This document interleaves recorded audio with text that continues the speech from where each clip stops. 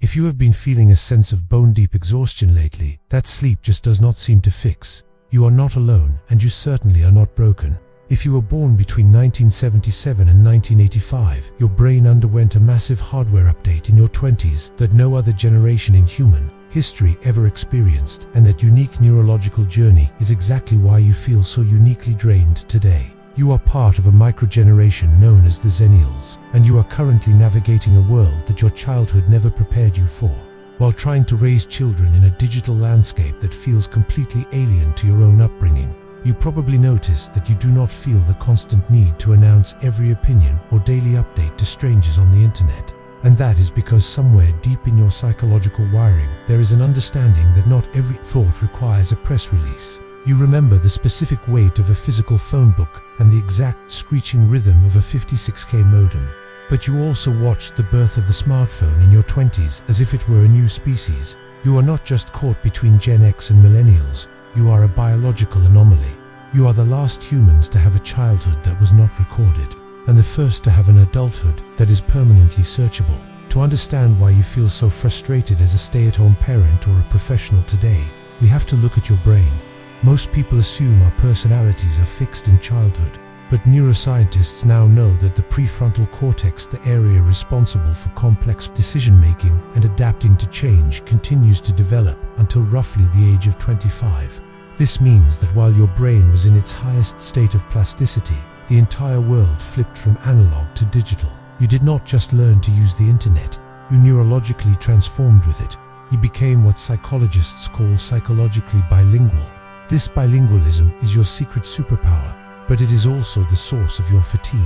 You can navigate a face-to-face conversation with a boomer without checking your phone every 30 seconds, but you also do not get intimidated by learning a new app or software like your parents might. You are constantly translating between two different realities, the slow, unrecorded world of your youth and the high-speed, hyper-documented world of your present.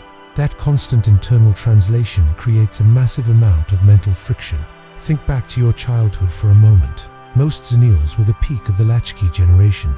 You likely spent vast stretches of time unsupervised, solving problems without a search bar to guide you. When you got bored, you had to sit with that boredom. When you had a conflict with a friend, you had to resolve it in person or wait until the next day at school.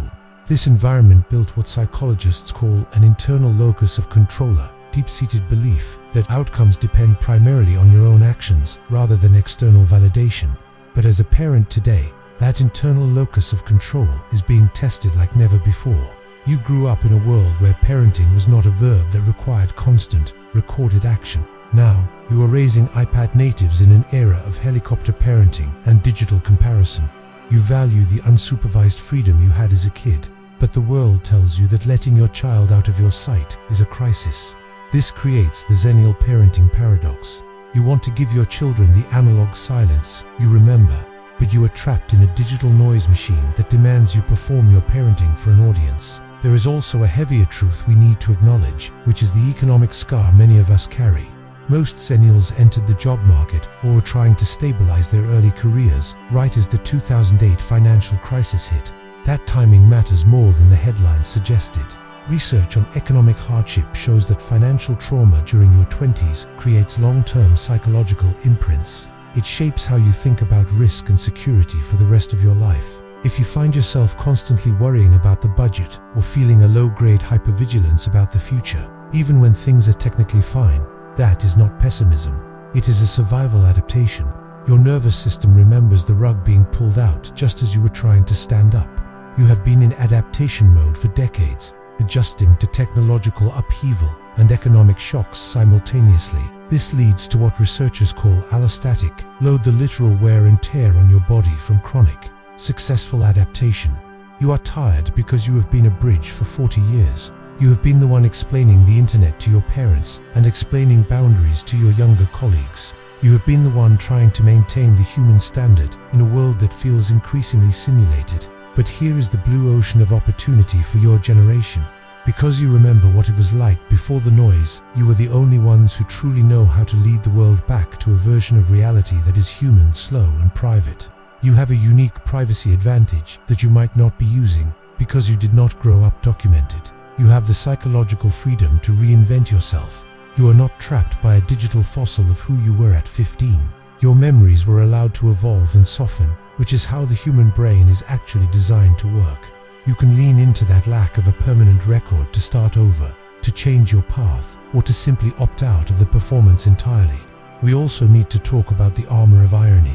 Many of us grew up using sarcasm and detachment as a way to protect ourselves from a world that felt increasingly unstable. But that armor gets heavy when you wear it all the time. As a parent or a partner, your self-reliance can easily calcify into isolation.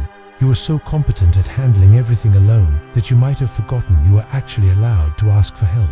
It is okay to grieve the slowness that disappeared. It is okay to miss the hours when you were genuinely unreachable and the only person you had to answer to was yourself. Giving yourself permission to mourn that lost analog world is actually a vital step in regulating your current stress. You are not being nostalgic.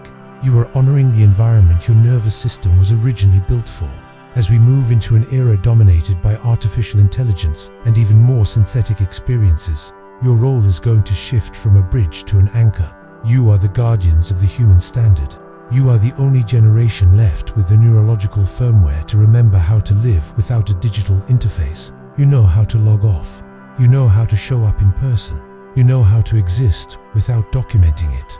That does not make you old-fashioned, it makes you essential. So, if you are a stay-at-home parent feeling the weight of the world, remember that your frustration is not a sign of failure. It is a sign that your brain is recognizing a mismatch between the digital noise and the human reality you know is possible. You do not have to adapt perfectly to every new update. In fact, your greatest gift to your children might not be teaching them how to use the technology, but showing them how to live entirely without it. You are the last humans who remember silence, and that makes you the most prepared to lead us through the noise. Take a breath and realize that you have already survived the greatest technological shift in history. You do not need to be a human doing. You are allowed to just be a human being. Your perspective is rare, it is valuable, and right now, it is exactly what the world needs to stay grounded.